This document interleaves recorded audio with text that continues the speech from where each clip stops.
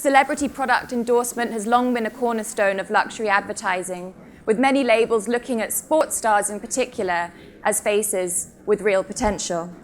But after several high-profile scandals in recent months, Maria Sharapova being a big example, should I hold? Shh. Tiger Woods, you name it, there have been several major scandals in the last couple of years. Brands are starting to reevaluate the level of importance that they should put on these kinds of partnerships.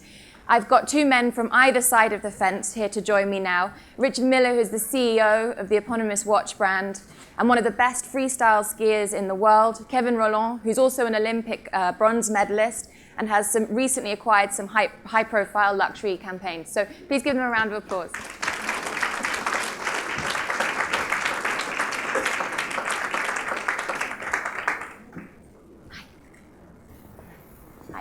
Hello. So, Richard, I thought I'd start with you. You've been in the business a long, long time, and you've also got some very high-profile brand partners, Rafael Nadal being a big example, Felipe Massa being another. What is the enduring power of the relationship between sport and luxury, and does it still have a place today? My problem is was a bit complicated because I'm a young brand. I'm 15 years old, not myself, but and when I started, my aim and my objective was to have a strong legitimacy. High-end watch business, to my opinion, was a bit boring, and I said to myself, I must be open to the world of sports, lifestyle, art, women, etc. And so it means we have to get out from the ghetto to go to the real life. And I always was a bit suspicious about, communication in terms of sports, a bit artificial, something like I worth it, people finish their sport and they take the pieces, they take the watches, put on the wrist for the camera. So I say to myself, as I am a young brand, I'm not from the 18th century, I'm not a watchmaker, so I had to get the legitimacy from the battlefield.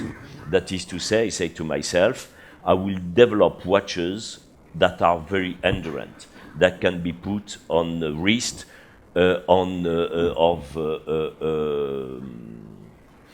I don't say killers, but sometimes sportsmen. I don't have only Nada. I have Pablo McDonald, who is the best polo player in the world. I don't think he has a bone that hasn't been broken. And Formula One drivers, Baba Watson, who is a golfer with the longest strike in the circuit. So everything to put a watch in danger. And my challenge was to say, at a moment where it's known that high-end watches are not to be put on the wrist, but mostly to be put on the safe for the next generation, which is not my case. So let's put that on the wrist of the sportsman, and at the same time we get a lot of information from them because it's a kind of test driver or test. So they give you feedback about exactly. And I wanted to prove that a watch that is very, very complex and expensive could be worn in any occasion. You could play golf with, you could play polo, you could play tennis, you could drive, you could do whatever you want without any problem, whatever the complexity. And it was my way to gain legitimacy instead of something artificial that I don't like. So just tell us a little bit about the relationship once you've signed a star then. I mean, how closely do they work with you? How closely in touch? No, they are really, really friends of the brand because I involve them in the developments. And whatever I do, we work together very closely. I just, for example, 1 month ago, I did a contract with McLaren, Formula One. we are going to develop a real beast. Because they are very innovative in terms of materials, devices, etc. Today we are a young brand, but from all what I know in the watch business, we have by far the best experience in terms of complexity, solidity, which is a contradictory system, but everything that we do, we get a lot of experience from the battlefield, as I said before. Then the relationship must be very, very close, and they are friends also at the same time. So this is why I'm not afraid. All my contracts are very on long term. So and I follow the life of the sportsman.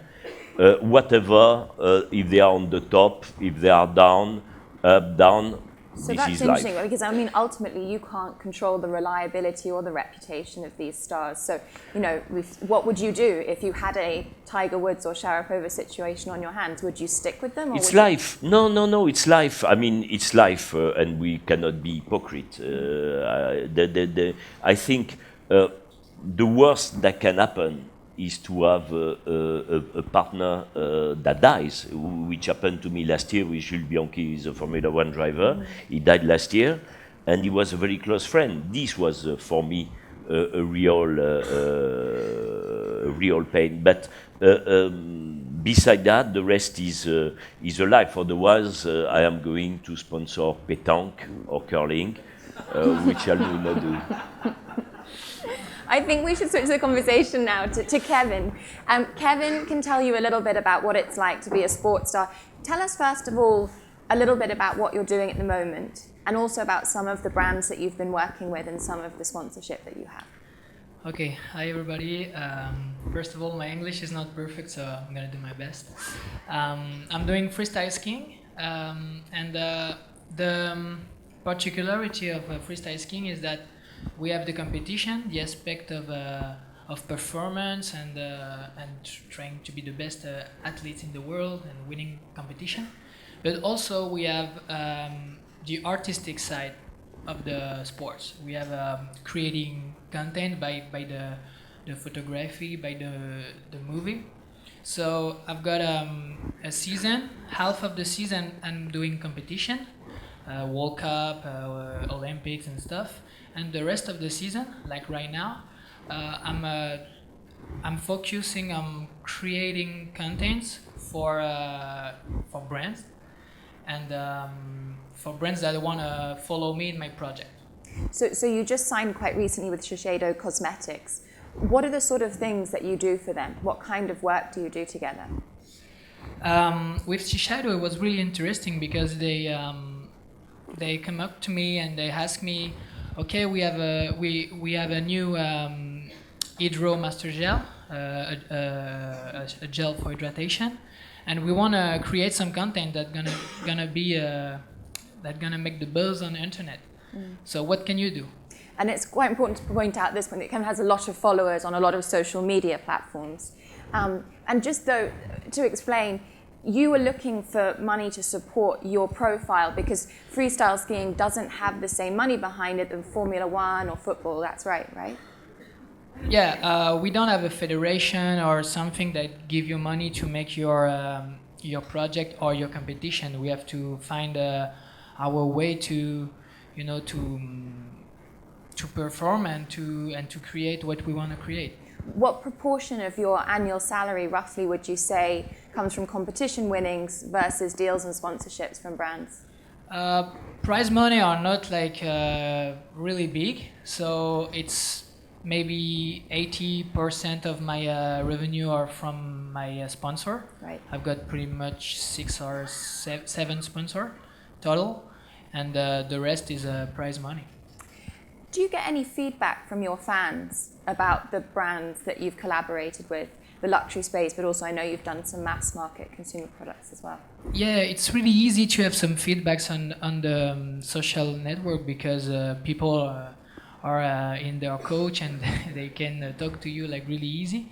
and they don't care what they're gonna say. So they could be really bad or really good. Because you had some mixed responses, didn't you? Yeah, and it's good. I like it because you feel like you have a feedback really quick, really.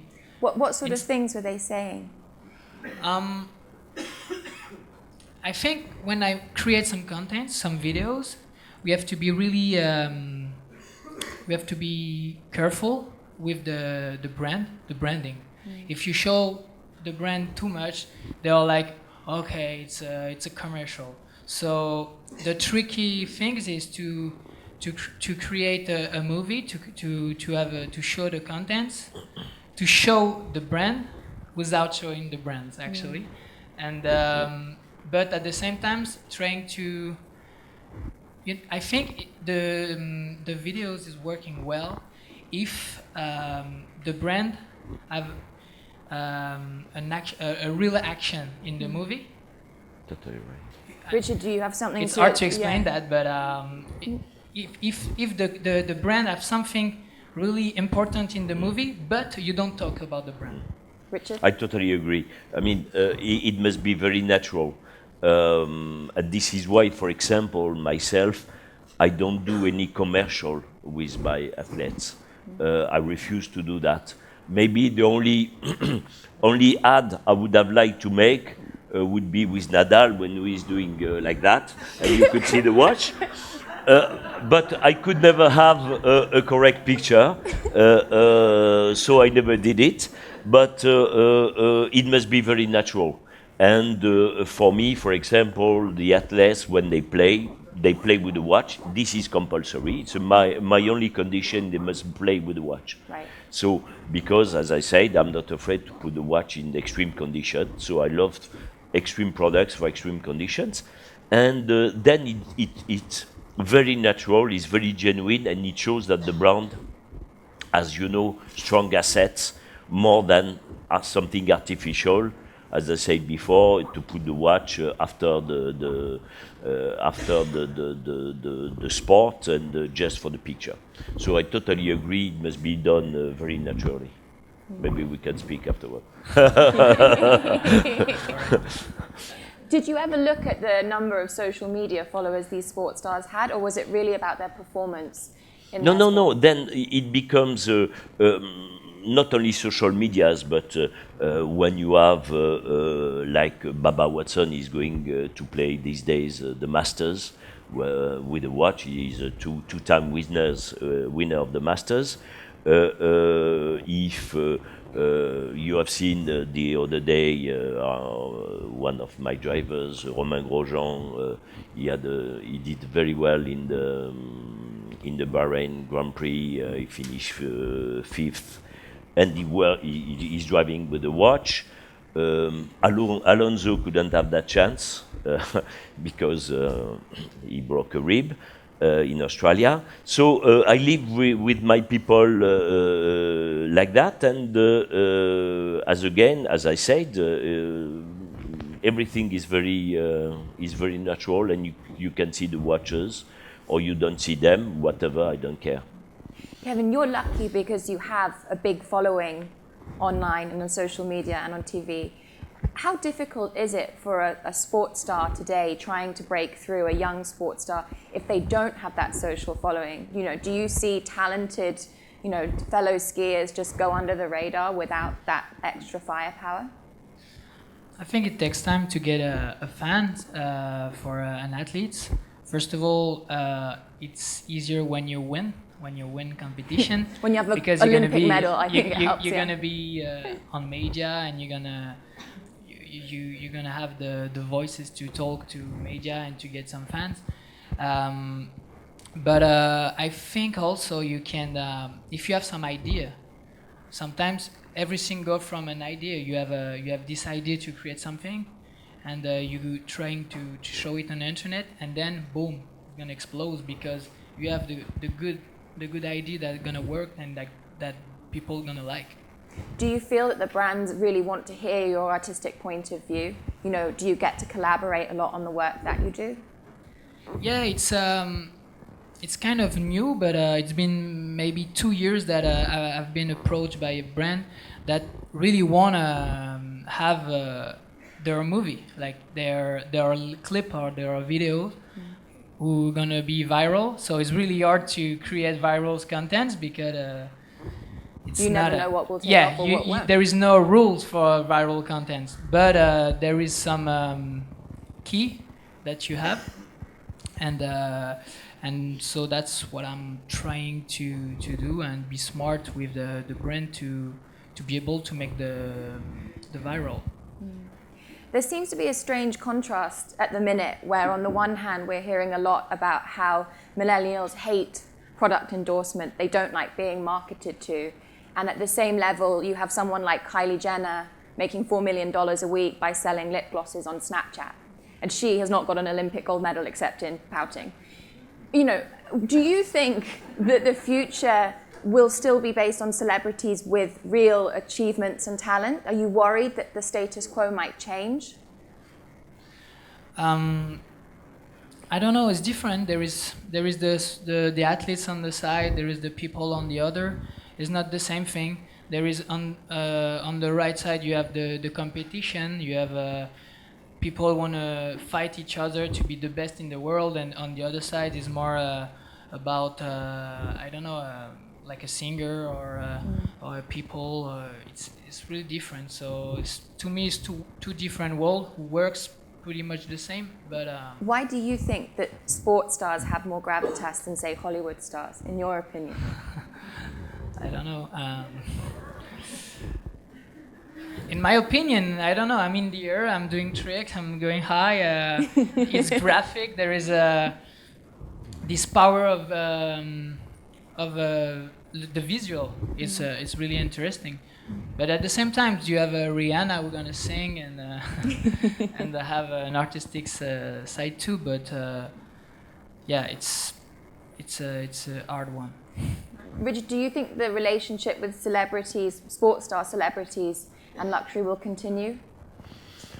If the developments are made on the natural and genuine way, certainly. I think this affects the global philosophy of the luxury business. Many things are fake. And I can see, I don't do a lot of watches every year. This year we'll do about 4,000 units. But I have a price point, public price, tax-free, that is over 170,000 euros. And so I have, it's not a niche, I'm not anymore a niche brand, but I'm quite focused. And I can discuss then with a lot of my clients. And they all of them, they look for something genuine. They are fed up with the artificial way the luxury brand behave today. So sports is, as I said, the fact that I put my watches in danger, and I carry on to do that. But at the same time, I gain a lot of legitimacy because my products are more and more reliable. Then I can see my clients, they love it. And people, the media people, at the same time, they love it because they enjoy the fact. I mean, for example, the first time I put a watch on the wrist of Nadal, where it was in Rolland Garros in the French Open 2010. My nightmare was that, for example, the bracelet, the strap would break, and the watch would fall on the court, with all the cameras of the world. It would have been a nightmare for the brand.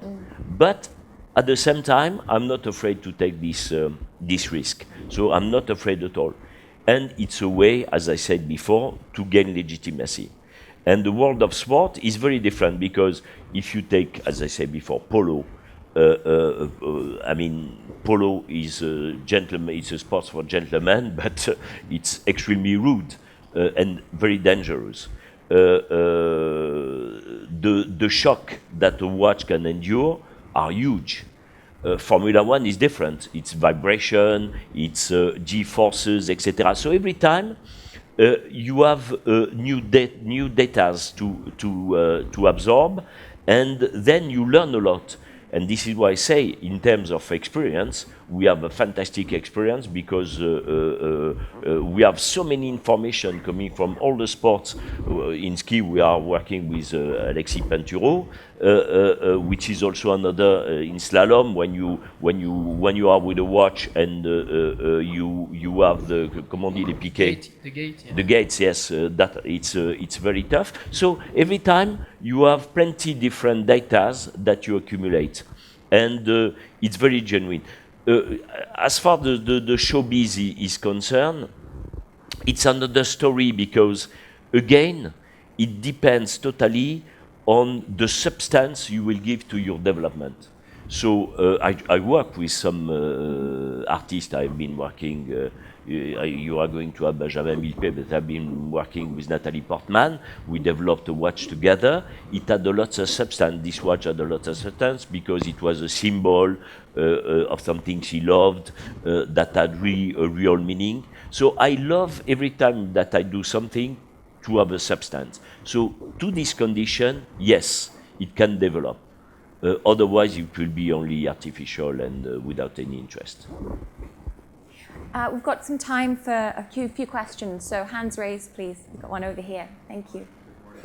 Just wait for the mic. He's just coming over. Thank you. Hi, I'm Johannes from the ESSEC Business School here in Paris. We've heard from Richard about how to choose sportsmen and women to embody, to endorse your brand. And I was wondering to hear more about this from Kevin. How do you actually choose a brand? And can you choose a brand? Because I guess it might be tough in the beginning to get to be known out there. And then if you have about 6 or 7 brands that you represent in a way, how do you give equal attention to make sure that you meet the responsibilities while staying true to yourself? First of all, is the value of the brand. They have to be they have to be alright with what I wanna represent. For example, I was with energy drink for 5 years, Monster Energy, and I decided to stop with energy drinks because to me it was too stuck in the extreme sports and not enough open. And now I'm gonna work with some champagne brand. So I'm gonna try to don't drink that much. C'est la fête.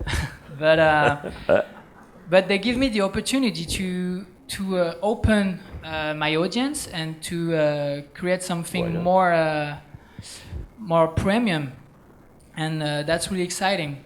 For tonight I'm going to shoot for this brand actually in La Plagne. So I'm gonna go back to the train right after this conference. And all night I'm gonna shoot for this project because it's so exciting, and we're gonna have some crazy footage that will be hard to make with an energy drink. Any other questions? Vanessa. Sorry, this is for Kevin too. Are you ever concerned that by linking with brands, particularly luxury brands, that your fans, your community will feel like you are being exploited or they're being sold something instead of just the beauty of sport? Can you repeat the question? I'm sorry. No one understands my questions anymore. Do you worry that that you will be seen as sort of commercializing yourself? Yeah, a little bit. So that's why you have to be really. You have to take care and to be tricky. For example, for C.E.O, it was a cosmetic brand with a freestyle skier. It's weird, but we try to make it good, to make it not weird actually, and to put the performance on the front and to put what we have to put the athletes like the tricks that I want to do on first, after the brand. Like not just, I'm not gonna put a package of C.E.O in the face of the people, That's not my thing. And with that, I think, what were you gonna say? I'm sorry. No, we call it in French, homme sandwich. On that note, I'm afraid we're out of time now. But please make your way over to the other building for coffee and be back in half an hour because things kick off at 11:10. Thank you. Thank you.